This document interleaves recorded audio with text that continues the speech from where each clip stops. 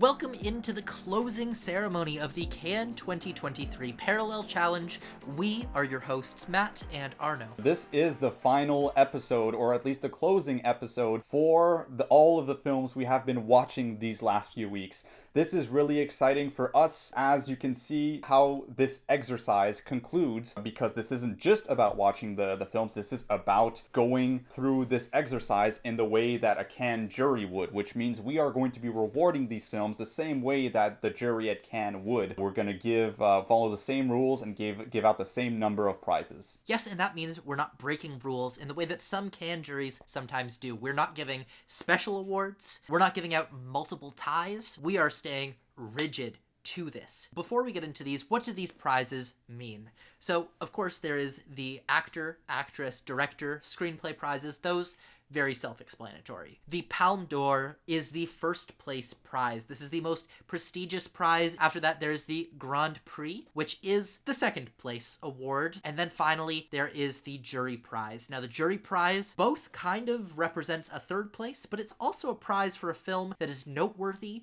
that is revolutionary in some way, or just special, and we couldn't find another place to award it. So these awards, we've kind of come to our decision through a discussion with each other. We are two different people with different tastes. We had very different takes on a lot of these films that we have watched, which means we talked through these prizes. We made sure that we were both happy with them, and we made some compromises with each other. So this represents a joint decision between both of us, and not one of our favorite films. This is a discussion that we had about what we feel is most worthy. Be sure to tune in for after we reveal our prizes, where we'll be discussing the exercise in a little bit more detail to explain some of our choices, but just to kind of discuss how this process has been for us and what we gleaned out of it about the new films that are now coming out this year. We're going to get right on started. Monsieur President, can you please present the first prize? Yes, as co-president of this jury, I will present the first prize. One of the most prestigious prizes, a prize you absolutely cannot get away from. We are, of course, talking about the Palme Dog. It is my honor to announce that it goes to Tati as Hannibal in The Man Without a Past. Tati is a good boy, and I am really glad that he does not feel like the name he was given. We think that she deserves this prize. I mean, it's just obvious when you see the film. This was, I'll just say it was unanimous. We will next be presenting the prize for masculine interpretation, the Best Actor prize. And this is going to go to one that we also kind of just fell into unanimously. We watched this very, very early, and it was one that seemed just so easy to reward in this category. It is a great film, but it is anchored by an even better performance. So the prize for Best Actor goes to Lázaro Ramos as João Francisco dos Santos in Madame Sata. This performance, we had previously remarked, is a towering achievement similar to Robert De Niro in Raging Bull, and we stand by that, and that is why it is the easy choice for Best Actor. The next prize we'll be announcing is the Screenplay Prize, and we've had a lot of great screenplays in our selection, a lot of original concepts, a lot of really, really great dialogue, a lot of smart structural choices, and some ambitious structural choices. The film that brought all of these together the best, the film that really went out of its way to be daring and to have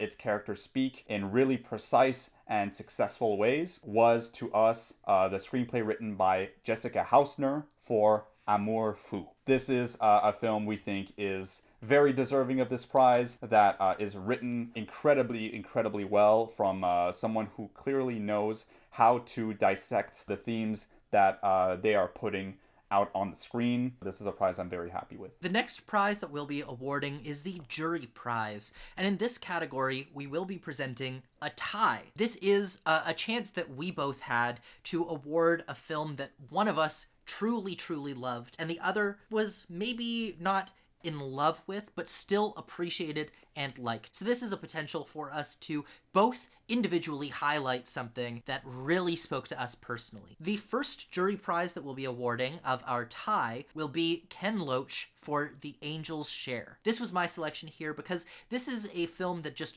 touched me very deeply. It is a social realist comedy, and a film that, while being very funny, while being very lighthearted and warm, never sacrifices authenticity. I found this to be incredibly. And then my pick, which is the other film in our tie, a film that I think is just an extraordinary film, a film of incredible ambition, but incredible accessibility and wit. That would be Dear Diary or Caro Diario by Nanni Moretti. A film with an incredible soundtrack, an incredible script, just a great character to move us through these happenings of life in the most cheerful and freeful way. The next category we'll be speaking about is the prize for feminine interpretation, otherwise known as the Best Actress prize. And in this category, a little bit sad that we had to put this film here because this is a film that moved us both so deeply. Part of the difficult part of this exercise is that there are so many good films,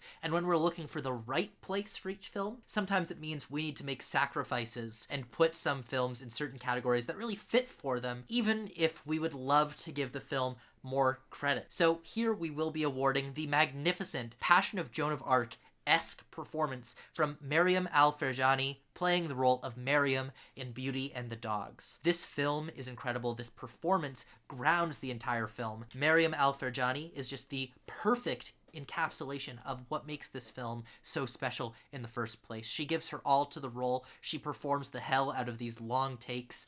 It is a magnificent performance that truly makes you feel the emotions that the film is giving you. She is this film. A film is the sum of its elements. If we are to reward a film with Best Director, our next prize, it would be for the sum of its elements, for the choices made, everything just working together in tandem. And I think there is no better film to reward for this particular prize in the selection that we had than Nuri Bilge Ceylan for Once Upon a Time in Anatolia. What a crowning achievement of direction. Everything, the performances all working together, this sense of dread, of melancholia, this heaviness in the frame. Even though it might be my favorite film in the lineup, I think this is a very apt prize for this film. For the next category, we'll be presenting the Grand Prix. For all intents and purposes, the second place prize of the festival. And this goes to what I would say would have to be probably, as Once Upon a Time in Anatolia was your favorite film in the selection, this is probably my favorite film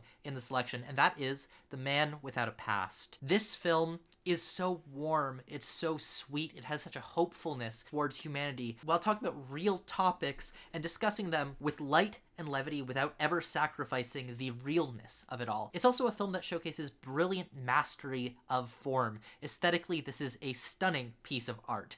And so, for those reasons, the blending of humanism with formalism, this is our Grand Prix. And so without further ado, we will announce the Palme d'Or together. This is a Palme d'Or that we have decided upon as being maybe the most important film that we've had in our lineup. A film that we both realize its impact and its necessity. And so our Palme d'Or this year is Dead Souls. Dead Souls, directed by Wang, the documentary film from China in our lineup. As Arnaud eloquently said, this is the film that we realized is the most important film in the lineup. It is the film that we think made the biggest impact. This might not end up being the film that we return to the most from this lineup. It might not be the film that either of us will rank as our favorite, but there is no way that we don't walk away from this thinking that this is the most memorable film, that this is the most important piece of art in the competition. If we're looking at what each of these films means, Dead Souls is by far the most important film in the lineup, and the film that we will both be thinking about the longest, even if neither of us ever watch the film again. Like you said, this is the film that probably made the biggest impact on us. Probably in parts because it was the most demanding film, but also through its form, it's the film that stands out the most, I think, from our selection. And that's why it really does deserve this prize. It might seem pretentious for us to award an 8.5-hour long documentary film the top prize of this selection, but who gives a shit? You don't give a shit. You're out there watching. What, are you gonna comment, oh, these guys are so pretentious? No, it's our selection. It's our selection. It's our prizes. We're gonna give the pretentious 8.5-hour long documentary the award. You know why? Because we damn well want to. What are you gonna do about it?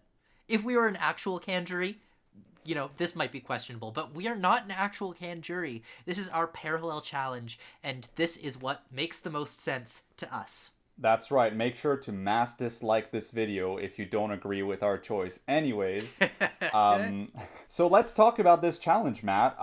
This is the second year that we are doing this. How are you feeling about this? I'm feeling great about this. The purpose of this challenge is to expose ourselves to filmmakers that we don't know a lot about beforehand. And I think we really did a great job of that. I walked away from this challenge knowing a lot more about filmmakers such as Tran Anh Huong. This challenge has not just gotten me excited for the new films, it's gotten me excited to unlock a whole new chapter of world cinema that I wasn't aware of before this. I mean, we don't go to Cannes, and it takes a while for us to get all the competition films to come out. But I actually finished seeing all the films from last year's Cannes earlier this month, and it felt like closing a year-long loop. It's really rewarding going through this exercise of learning these directors' previous works and seeing how they evolve and progress.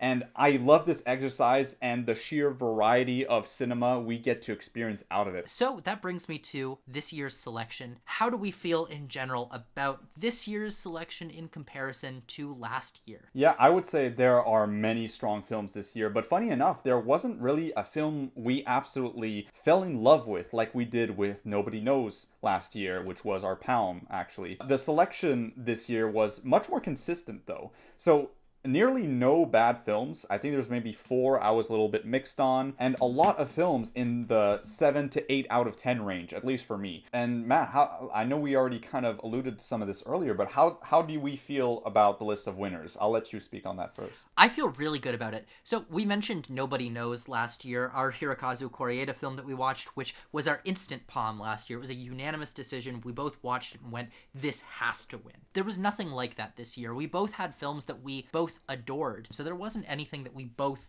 just clamored over and went, yes, this is the one. This is the one that we have to give an award to.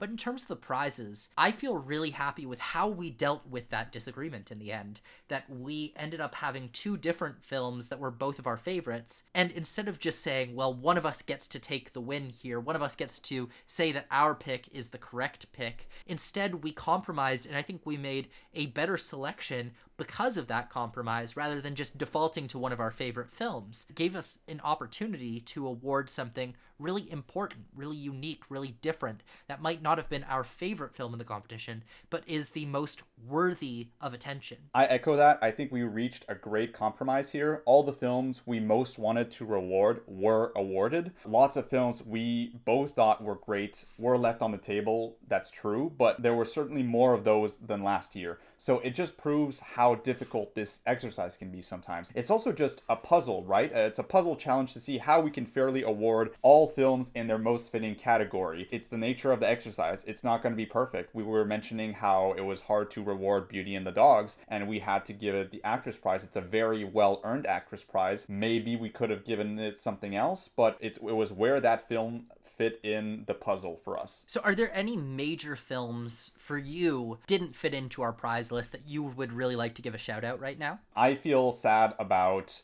not awarding Birth, The American Friend, The Scent of the Green Papaya, Distance, and The Wonders. I think those are the 5 that would be kind of honorable mentions if that was a thing. Those were really accomplished and unique works that we couldn't find a way to fit in. I mean, if we left out, I think 3 or 4 films that we both gave like 8 out of 10s to, that just shows you how difficult this exercise can be sometimes. It actually helps us to make more informed decisions this exercise when making our Palmares predictions, especially for the new directors or for those we hadn't seen a film from before, because this can really help us understand who they are as filmmakers and gauge their strengths and particularities. I'm thinking especially about The Scent of Green Papaya, because we had not seen any films from Tran Anh Huong, and at least purely based on the synopsis and what we saw from The Scent of the Green Papaya, I'm seeing a lot of similarities to what Dodin Buffon can be. While I get the sense that Dodin Buffon is going to be a bigger like coup de cœur, a bigger like the jury's going to maybe fall in love with that a little bit more than we fell in love with The Scent of the Green Papaya. Well, by the time this video releases, those prizes will be out. But if you want to see what we guessed, you can go and check out our other video, because we also have a video up right now, which is all about our predictions for the Palmares at the Cannes Film Festival this year. And stay tuned, because we're going to be doing next up a bit of a recap of all of the festivities of the Cannes Film Festival, the best films from all of the selections outside of the competition. We've talked about competition enough. Let's give time to some other films now. So make sure you tune in for that video, and thank you so much for watching.